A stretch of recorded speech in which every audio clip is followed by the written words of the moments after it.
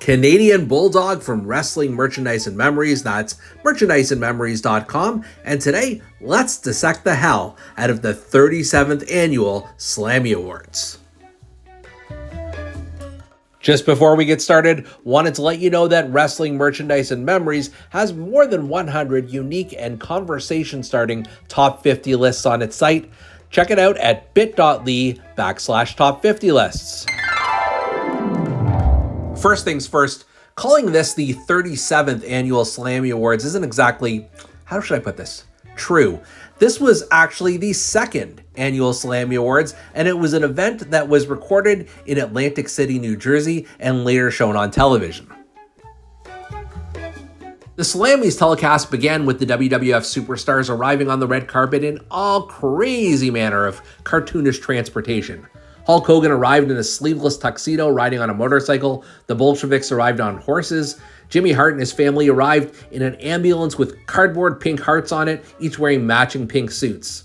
Tugboat arrived via tugboat. Well, not really, but you totally would have believed that. Brutus Beefcake was riding in some sort of mobile haircut vehicle. George the Animal Steel was riding a child's bicycle, but arguably the strangest arrival of them all was a tractor trailer full of hay that transported the Killer Bees, the Haiti Kid, Outback Jack, and the Ultimate Warrior. Imagine being an Uber driver for that crew. Vince McMahon kicked off the formal event with an over-the-top speech full of Vince McMahonisms such as "Joyous Celebration" and "This Tribute to the Blood, Sweat, and Tears," and "Ha ha ha ha, what a maneuver!" Not shown on the telecast were the female dance troupe that were no doubt signing NDAs after being auditioned by Vinnie Mac. McMahon then threw to our hosts Mean Gene Okerlund and Jesse the Body Ventura. After some playful, witty banter, they introduced Jack Tunney from the WWF's Academy of Sports and Sciences, which essentially led to calling him Jack from Ass. This was about as edgy as you could get on television back in 1987. Time for our first award, the Best Performance by an Animal. The nominees, Jake Roberts' Python Damien, Coco Beware's Macaw Frankie, the British Bulldog's Bulldog Matilda, who actually went after Frankie as her name was called, and George the Animal Steel. Once again, the Academy of Sports and Sciences overlooks Bad News Brown's Harlem Sewer Rats. The winner of this prestigious honor was George the Animal Steel, who took off his shirt before finding the stage and then harassing a female presenter, not unlike Dustin Hoffman. Our first Song of the Year nominee was performed by the Honky Tonk Man. In addition to the solid gold dancers on stage, Honky had support from Colonel Jimmy Hart, the Hart Foundation, and Jesse Lee Ventura on the piano. HTM also changed the lyrics from "You Oughta Hear Me Sing the Snakeskin Blues" to "The Macho Man Blues," so you could tell he wasn't lip-syncing. Fresh off of his performance, the Honky Tonk Man presented the nominees for his Woman of the Year award. Nominees included Sensational Sherry, Dolly Parton, The Fabulous Moolah, Yoko Ono, and Miss Elizabeth. This tells us two things. WWF only had 3 females on its staff in 1987, and Vince McMahon clearly doesn't have a clue what Dolly Parton and Yoko Ono look like.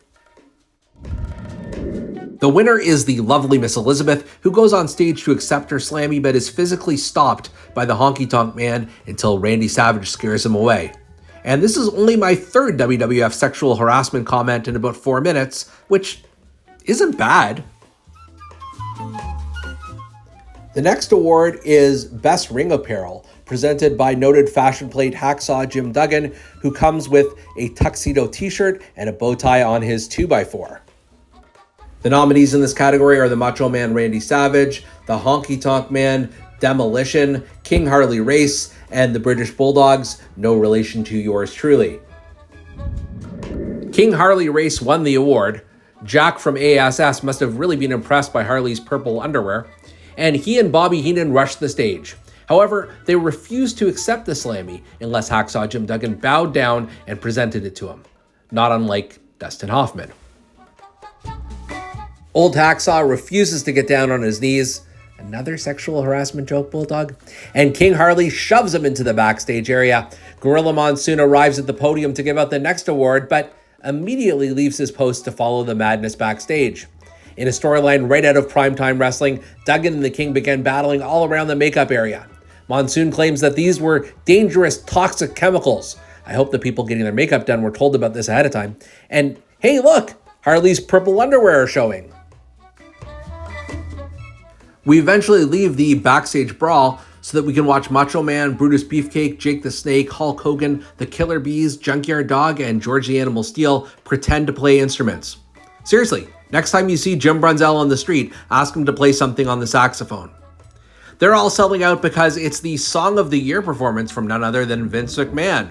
Surrounded by the solid gold dancers and Hulk Hogan's wrestling boot band, Vince, dances around and tells people to stand back or he's going to go out and buy their territory. I'll just leave this image here for a minute. To the back, where Hacksaw and Harley are still brawling. They battle in a steel cage-esque utility room where Gorilla worries that electricity is randomly floating in the air and someone could get hurt. Of course, that's not how utility rooms or electricity work. From there, the hated rivals accidentally invade the ladies' dressing room, forcing the solid gold dancers to run out of the room scared, half naked. I'm pretty sure this was one of the Vince McMahon complaints during the Donahue episode. But in a funny bit, Bobby Heenan gets hit with a stick by the elderly costume lady. From there, we get the grand entrance for Hulk Hogan, who clearly wasn't sitting in the audience watching this shit.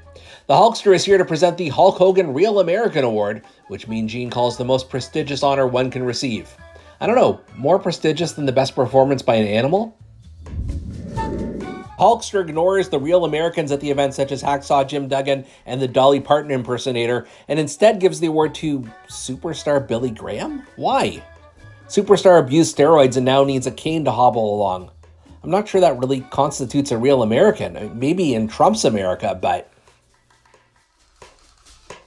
Anyways, the two noted patriots embrace, and then Hulk Hogan steals Superstar's walking stick and breaks it in half. Kind of a dick move there, Hulkster.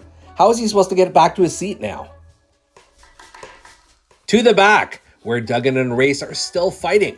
They've reached a dining hall now where there's supposed to be a party for all the wrestlers at midnight. But let's be honest, the spread they've put out wouldn't even be enough to feed 50 wrestlers when you've got King Kong Bundy, One Man Gang, all these assorted reptiles. Plus, they're in Atlantic City. Vince couldn't have sprung for a fancier meal? Anyways, Hacksaw and Harley beat each other up with salad, fruit punch, and a fully formed fish. That was on the menu. While Gorilla continues to bash Bobby Heenan for starting this whole thing. Jesse the Body Ventura is at the podium to introduce the award for the best body. And the nominees include the Ultimate Warrior, Ravishing Rick Rude, The Natural Butch Reed, Sensational Sherry, and Hercules, who, props to Herc, is actually dressed in a full Roman gladiator costume.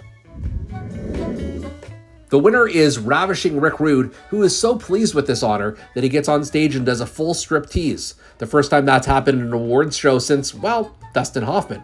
Mean Gene Okerlund produces a towel just in the nick of time before we get the old Rude Awakening live on national TV. After accepting the award, the Ravishing one puts his arms around one of the presenters and more or less encourages her to follow him backstage. I don't know what to say at this point. Mean Gene and Jesse the Body get ready to present the Greatest Hits Award, complete with a music video of recent Saturday night's main event highlights. But before they can get to the nominees, Hacksaw Jim Duggan, King Harley Race, and Bobby Heenan crash through the projection screen, adding to tens of thousands of dollars in property damage. We then go through the nominees, but to cut to the chase, Hacksaw wins the award and comes back on stage to accept it. I guess wading through toxic chemicals, electricity, and unprotected fish shots were worth it in the end. Gorilla Monsoon presents the Manager of the Year award, with the nominees being Slick, Jimmy Hart, Mr. Fuji, and Bobby Heenan. And yet there's never any love for Jameson. Anyways, each of these four Rhodes Scholars get on stage once they are nominated, only to find out that the winner is none of the above. Womp womp. Coco Beware is up next for his Song of the Year performance of Pile Driver. Yeah. Unlike Vince, Coco has to settle for the B-show tour of jobbers on stage with him, like Hillbilly Jim, the Haiti Kid, Jim Powers, Max Moon, Aldo Montoya, Ted Arcidi, Ricky Ataki. To his credit, He does land the Ultimate Warrior on his squad, and Warrior looks like he'd rather be anywhere else in the world than on the set of Piledriver. Mean Gene then presents what he says is the most coveted of all Slammy Awards, and then forgets to announce the damn name of it. It's the Best Hygiene Award, and the nominees include Sika for eating raw fish with his hands, Hillbilly Jim for making a cologne with his pet pig. No, I'm not making any of this up. George the Animal Steel for eating turnbuckles, the Bolsheviks for using the same toothbrush, and King Kong Bundy for farting. They're all winners in my book. The Bolsheviks win this one and simultaneously trip on stage while accepting the award, which kind of tracks, but hey, at least it has nothing to do with sexual harassment. Jimmy Hart is out next to sing a Best Song of the Year nominee, but it's not his song, Crank It Up. It's instead Girls and Cars by Robbie Dupree, who I can only assume is this guy. The Mouth of the South actually does a fine job singing the Strike Force theme song, with some of the Solid Gold dancers dressed up as cars, while others are driving on children's tricycles, and one woman just shows up in her lingerie. She clearly didn't get the memo about girls being in cars. The World Wrestling Federation, for over 50 years, the recognized symbol of excellence in sexual harassment. Strike Force eventually arrives, nice of them to show up in their own Song of the Year, only to steal the dancers away from Jimmy Hart. Maybe Rick Martel was spraying arrogance. But don't cry for the Mouth of the South. He hooks up with a heavyset woman who's dressed up as a bus because she's fat, get it? But seriously, why did Jimmy Hart sign up for this assignment? His song was overlooked by Jack from Ass. He has to sing the theme song for his hated rivals, and he ends up getting hauled off by Bertha Faye. Macho Man and Miss Elizabeth are out next, and Savage has to be reassured by Liz that he should have won the Best Dressed award earlier. Hasn't Harley Race been through enough tonight? They're here to present the Best Vocal Performance. The nominees are Junkyard Dog for his growl, One Man Gang for his bellow, George the Animal Steel for saying "Woo!", Jimmy Hart for screaming into a megaphone, and Hacksaw Jim Duggan for saying "Ho!". Hacksaw Jim Duggan wins the award for basically making a noise and becomes the first ever two-time Slammy Award winner. Owen Hart, eat your heart out. The last Song of the Year nominee is If You Only Knew, the WWF's answer to We Are the World, if USA for Africa didn't collect any charitable donations and was more focused on sexual harassment. A few interesting things here. The heels and faces are separated, and the heels are actually much better dancers for the most part. Who knew that King Kong Bundy had moves? There were also no microphones for any of the singers, showing that they're not even attempting to hide the lip syncing at this point. Also, referee Joey Morella is in the middle of things, keeping Hulk Hogan away from battling it out with Ted DiBiase and Virgil. We finally get to the coveted Song of the Year category. Who will it be? Honky Tonk Man? Vince McMahon? Coco Beware? Jimmy Hart / Rene Dupree? Or will it be the whole lot of them? Which makes me wonder, if They Only Knew wins, then everyone's a winner, right? Also, why wasn't Here Comes the Axe, Here Comes the Smasher nominated? That song is a banger. Before we can find out, that little pipsqueak Jimmy Hart steals the envelope away from Mean Gene.